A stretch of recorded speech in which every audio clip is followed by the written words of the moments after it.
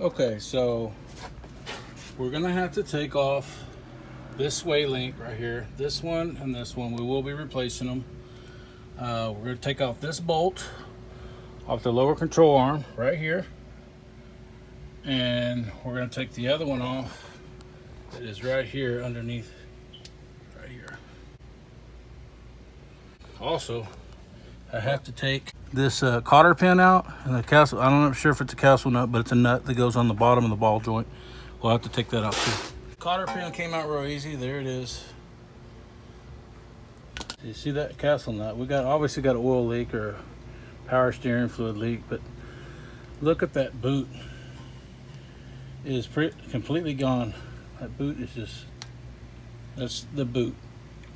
We have it situated on there. Breaker bar. And we just have it on there like that with the 17. Turn to the left.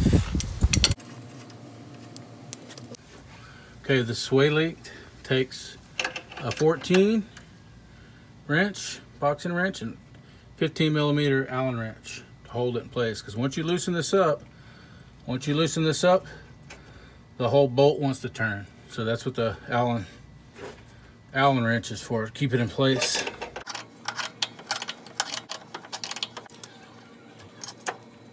Okay, so this bolt underneath here, this one, and the other one, which one?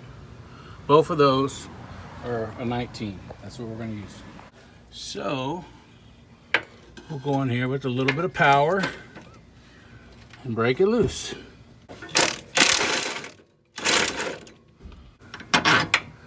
So here's your bolt. You take it out with a little bit of power, okay? So that next one is on this side. It's right here. It's a 19, it's one bolt, and we're gonna get it. So I did break this jam nut loose, but what I did is I have a 19, and this is just a crescent wrench. If you have a 24, use a 24.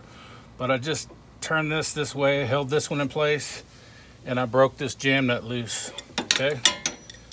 So I just kind of backed it off. I'm backing it off by turning it to the right to get it off my outer tie rod. And then I'm gonna take this cotter pin out. So we'll be replacing for sure the outer tie rod. So we'll go ahead and take this out. Pull that out. Cotter pin. 17 millimeter socket, take it off.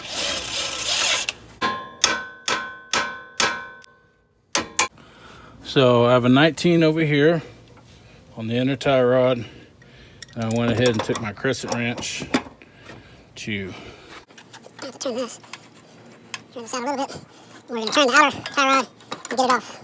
Okay. If this is too hard to get off, you can heat it up with a little torch, give it some heat, and then it'll come off. Okay. This is the outer tie rod. I just backed the jam nut up a little bit, and we're just taking the outer tie rod off.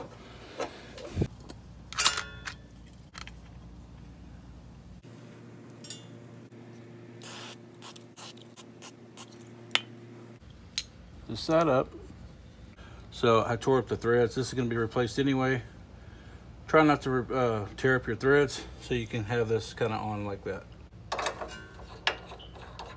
Lock it into place like so, just so you can get a better view of what's going on. So this is what it looks like. That top indented groove part is going to be where your ball joint would be, your bushing would be, and this lower tab is going to be up on that bolt. Okay, I put WD-40 on here to make sure this is really easy to move.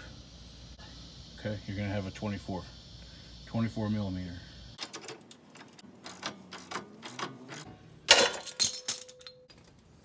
Came loose. Get this thing, it'll save you hours and hours of prying on this thing. Put these back in to stabilize it, to get that ball joint loose. So we're gonna go ahead and take them back out. So we are done with it. We're going to pull this lower control arm now So we just pull it out.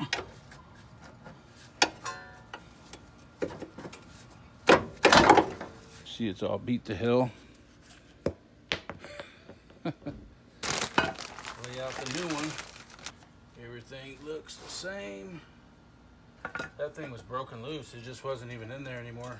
So we'll put this one back in. No, I'm saying, that's what I told him. I was like, if he's there, I don't want, you know, like, all your big. That's what I'm saying. So I think this might be easier. I'm like, what is it, a pride thing or what? Like I want to do it.